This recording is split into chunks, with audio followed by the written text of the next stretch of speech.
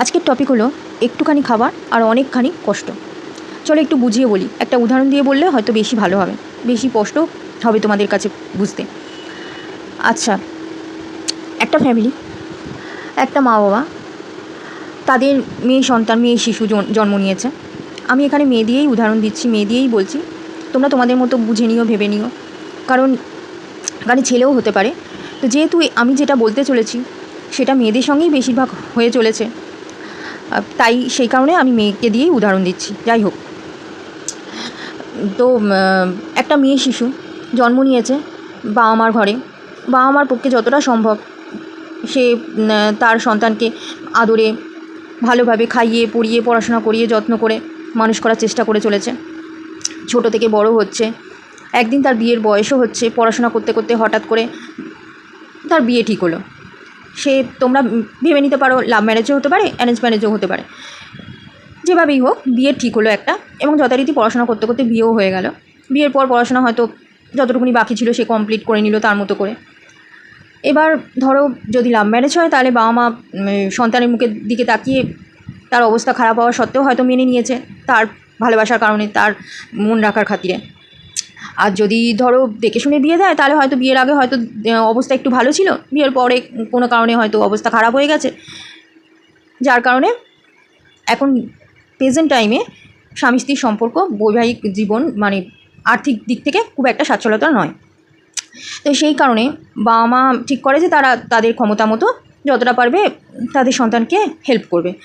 তো তারা যথারীতি বাজার দোকান টুকিটাকি হাত খরচা পয়সা, তাদের যা মানে ছোটোখাটো প্রয়োজন, খাবার দাবার রান্না করে কাছাকাছি একটু থাকায় দিয়ে আসা নিয়ে আসা বা তাদেরকে আসতে বলা, এইভাবে চলছিল। চলতে চলতে একদিন 1-2 বছরের মধ্যে তাদের একটা সন্তানও হয়, মেয়ে সন্তান। তো বাবা মা তো অলরেডি তাদের ছোটোখাটো খরচা নিয়েই ছিল, দায়িত্ব পূরণ করছিল। তারপর আবার বাচ্চা হওয়ার কারণে বাচ্চারও একটা খাবার যথারীতি আছে, প্রয়োজন আছে, তার যাবতীয় যতটুকুনি প্রয়োজন সেটাও বাবা মা অলমোস্ট মানে বাবা মাই পূরণ করছিল। ওই টুকিটাকি একটু আধটু সংসারের খরচা, যেমন কি বাড়ি ভাড়া, নিজেদের বাড়িতে কিছু খরচা যাবতীয় প্রয়োজনের, খাওয়া দাওয়ার, এইরকম আর কি তারা নিজেরা করছিল, স্বামীটা করছিল।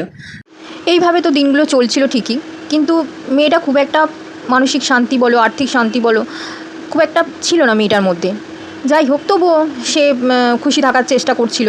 যতই হোক বিয়ে করেছে, সে নিজেদেরকে হোক চাই বাবা মা দিক, যেভাবেই হোক স্বামী হয়, বাচ্চাও হয়েছে একটা।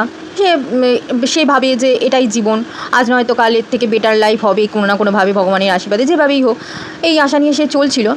তো যেহেতু বাচ্চাটাও হয়েছে, খরচাটাও আস্তে আস্তে বাড়ছে, বাচ্চার পড়াশোনা বড় হবে, তার প্রতি অনেক কিছু খরচা আছে, নিজেদেরও খরচা আছে।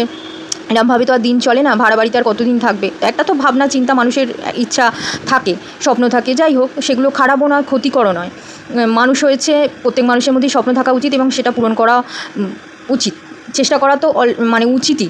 যাই হোক, তো সেটাই ভেবে তো স্বামীটা একদিন সবার সামনে একটা প্রস্তাব রাখলো। প্রথমে স্ত্রীর সামনে রাখলো যে এরকম মেয়েটাও বড় হচ্ছে, আমাদের ভালোর জন্য, আমাদের সবার জন্য তোমার বাবা মাকে বলো কিছু একটু পয়সা দিয়ে হেল্প করতে। তো মেয়েটা ভাবলো ঠিক আছে। প্রথম দিকে চাইতে একটু কিন্তুতা বোধ হলেও সে তাদের অবস্থার কারণে, মানে তারা যাতে সবাই ভালো থাকে, আনন্দে থাকে, সবার কথা ভেবে, বাচ্চার কথা ভেবে সে রাজি হলো। ঠিক আছে, বাবা মাকে বলবে, বাবা মাকে যথারীতি বলাও হলো। এবং বাবা মা সন্তানদের মুখের দিকে তাকিয়ে তাদের ভালোর কথা ভেবে, তাদের যে নিজেদেরও যে খুব একটা আর্থিক অবস্থা হাইফাই তা না, মিডিয়াম, মানে খেয়ে পড়ে শান্তিতে ভালোভাবে বাঁচতে পারে, এবং নিজেরাও খেয়ে পড়ে মেয়েকে আর কি যতটুকুনি দেওয়া সম্ভব তারা দেওয়ার চেষ্টা করেছিল। যথারীতি বলো সোনা গয়না দিয়ে হোক, তাদের যেটুকুনি ছিল, তারপর জমানো টাকা পয়সা যেখান থেকে যা হোক যতটুকুনি তারা পেরেছিল তারা দিয়েছিল। দিয়ে এইভাবে চেষ্টা করলো যথারীতি ওরা একটা ছোটোখাটো মিডিয়াম মানে ফ্ল্যাট কিনলো, যাতে তারা বাচ্চাটাকে নিয়ে শান্তিতে থাকতে পারে, বাবা মা আসা যাওয়া করে। এইভাবে দিন চলছিল। তো ইতিমধ্যে একটা কাজ সে পেয়েছিল। কাজ তো সে করতোই, কিন্তু সে মানে একটু একটু করে বেটার কাজের দিকে এগোচ্ছিল আর কি, মানে টাকা পয়সার দিকে, যে আগে যা ছিল তার থেকে একটু বাড়ছিল, এরকম টাইপের আর কি। তো এমন একটা কাজ এবার পেয়েছিল যে টাকা পয়সাটাও পাচ্ছিল ভালো একটু আগের থেকে, আর বস ছিল তার লেডি বস ছিল। এবার লেডি বস হলে যথারীতি এখন মানে কি বলবো, কারোর প্রবলেম তো একটু বেড়ে যায়। তো যাই হোক, সেরকমই থাকতে থাকতে একদিন তার বসের সাথে একটা সম্পর্ক তৈরি হলো, যেটা একটা মেয়ে বোঝাটা খুবই স্বাভাবিক। বিশেষ করে একটা স্ত্রীর পক্ষে তার স্বামী বদলে যাওয়াটা, আচরণের মধ্যে কত পার্থক্য, কীরকম পার্থক্য, সেটা বোঝার সবথেকে বেশি তার স্ত্রী আগে বোঝে।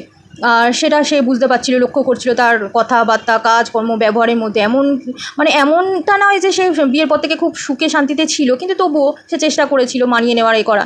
কিন্তু এখন যেন সেগুলো আরও বেশি করে বেড়ে যাচ্ছিল, অরাজকতা বলতে পারো, অমানবিক ব্যবহার বলতে পারো, যাই হোক, নানাভাবে নানা ধরনের অপমান, অসম্মান, অহংকার, ইগো, এরকম নানা রকম সব জিনিস বেড়ে যাচ্ছিলো। তো সে যথারীতি আরও কষ্ট হচ্ছিল। সে এত কিছু করার পরও শারীরিক দিক থেকে সে যেটা করতে পারতো না, খাবার দাবার, সেটাও সে স্বামীর জন্য চেষ্টা করেছে করার, যাতে তার স্বামীকে সে খুশি করতে পারে।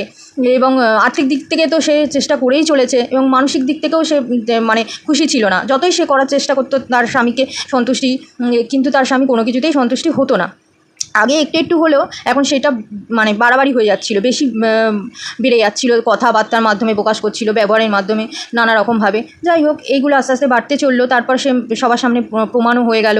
একদিন সে জিজ্ঞেসও করলো, স্ত্রী একদিন জোর জবরদস্তি বাধ্য করলো তাকে স্বীকার করতে।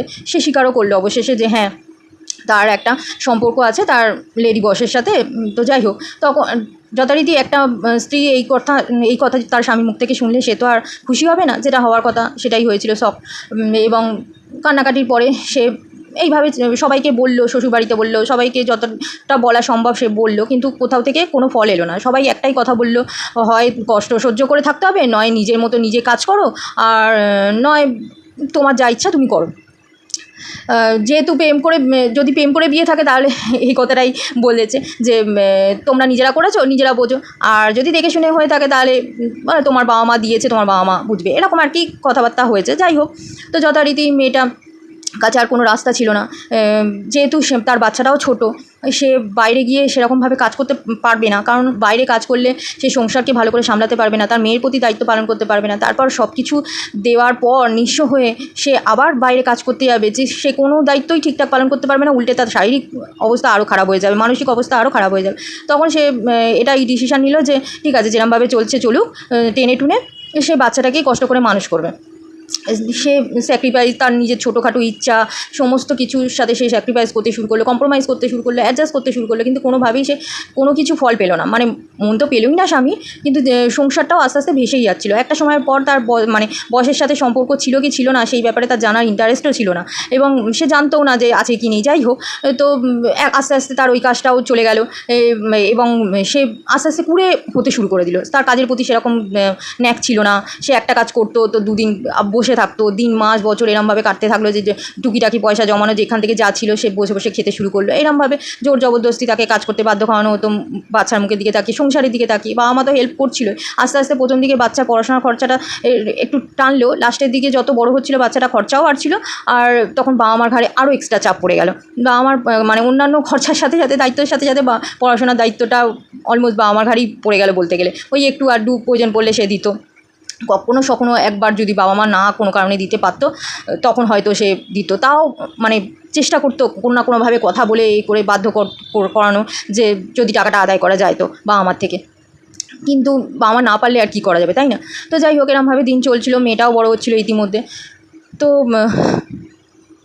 এরমভাবে পরিশ্রম করতে করতে শারীরিক মানসিক দিক থেকে সে নিঃস্ব হতে হতে সে অসুস্থ হতে শুরু করলো। কোনো ছোটো বড় কোনো অসুস্থ শরীর খারাপ বলে তার স্বামী তাকে দেখতে তো চাইতোই না, উল্টে নানা রকম কথা বলতো, যেন মনে হতো তার কষ্টের জন্য সে নিজেই দায়ী, তার শরীর খারাপের জন্য সে নিজেই দায়ী, সে নিজেই অপরাধ করেছে এরকম। তাকে বলতো এখানে ফেলে দিয়ে আসবো, ওখানে দিয়ে আসবো, আমি কিছু পারবো না। তার শ্বশুরবাড়ির লোককে বলতে গেলে বলে তোর বাবা মা আছে, মেয়ে যেহেতু একটু বড়ো হয়েছে, মেয়ে দেখাশোনা, বাবা মার সঙ্গে সঙ্গে মেয়েরও আর কি দায়িত্ব বেড়ে গেলো। যাই হোক, মেয়ের পক্ষে যতটা সম্ভব সে ততটা করার চেষ্টা করতো, বা আমার পক্ষে যতটা সম্ভব কাছে দূরে থেকে সে করার চেষ্টা করতো। কিন্তু সবসময় তো সবার পক্ষে সম্ভব না, স্বামীরও তো কিছু দায়িত্ব থাকে, কিন্তু সে তার দায়িত্ব কোনোভাবেই নেভাতে চাইতো না।